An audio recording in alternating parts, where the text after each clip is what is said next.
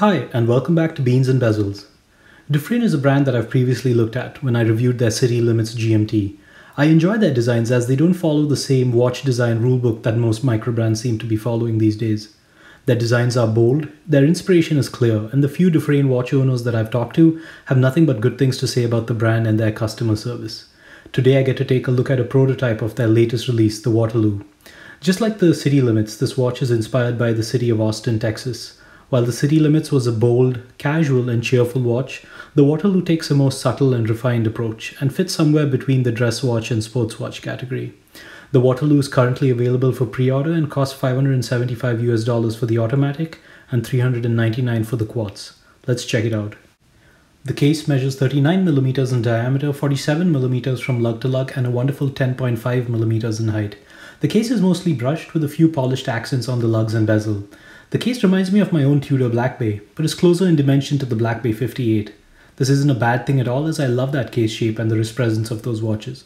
The lugs curve down very slightly, but given the short lugs and short lug hole position, the watch is still very well balanced and doesn't feel like a watch with straight lugs. The end links are drilled through, but DuFrane is adding another set of lug holes for standard non-curved straps, which will not be drilled through. There is a polished bezel surface that has a two-step pattern. This isn't a hack job of taking a watch with a bezel, removing the bezel, and polishing what's left under it. This bezel was intentionally designed and it looks very nice. There is a signed push-pull crown at the 3 o'clock position that is recessed into the case by a fraction of a millimeter. I like this a lot and it feels reassuring. DuFrane says that the crown height will be reduced on the final production units, but I see no problem with the way it currently is. Flipping it over, you have a solid case back that is screwed into the case by means of 4 screws, with the Texas star etched onto the back. This watch is rated for up to 100 meters of water resistance. The dial is very interesting and unlike anything I've reviewed on this channel. The base of the dial has a linen texture and the color comes across as being creamy and off-white. This is a sandwich dial construction with a brushed stainless steel ring that surrounds the base material and lies a fraction of a millimeter above it. The quality of the radial brushing is good and you have a combination of circular dot markers and Arabic numerals that are cut through the surface to serve as reference markers. Some of the cutout numerals are finished better than others, but this is a prototype, so it isn't unreasonable to expect better on the final units. The numerals at 3, 6, 9, and 12 are larger than the rest and loomed on the lower recessed surface. You then have a rectangular date window at the 6 o'clock position, and you should all know by now how much I love 6 o'clock date windows. The finishing around the window is excellent.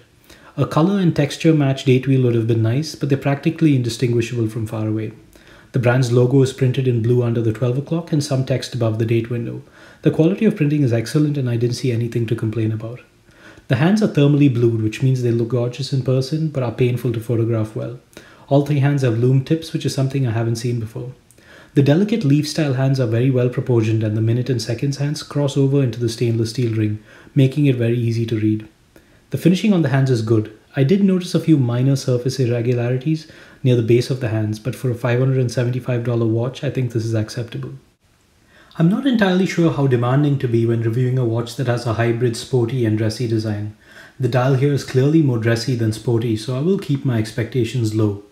All 3 hands have loom tips that are painted with C3 Superluminova. Given how small the surface area is, the brightness and longevity is quite impressive.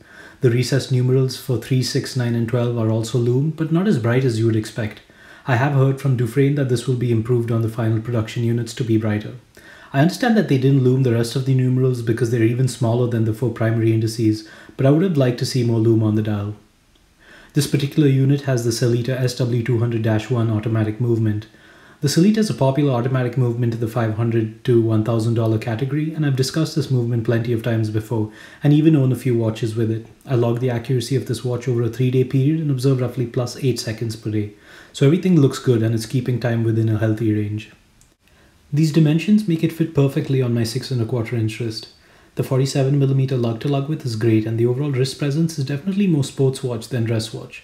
You don't need to worry about the lack of curved down lugs. The overall case height is roughly 10.5mm with a flat case back, so the watch sits low on the wrist. The curved strap ends might appear as an area of concern for some that wish to use their own straps on this watch, but the final production units will have an additional set of lug holes for standard straps as well. That said, the stock leather strap is very well made with signed hardware. To wrap this up, I like this watch. I think you're getting a really well constructed case that feels like a solid sports watch. You're also getting a good movement and an interesting dial that you're unlikely to otherwise see in a package like this. at $575. This is going to be one of those reviews where I say, if you like what it looks like, you won't regret it. Because just like the previous DuFrane watch that I reviewed, I don't think this watch is going for mass appeal, but to those that are looking for an everyday watch that has a sporty construction and a dressy dial aesthetic, this is it. Once again, thanks for watching, and don't forget to read the full length review in the link below.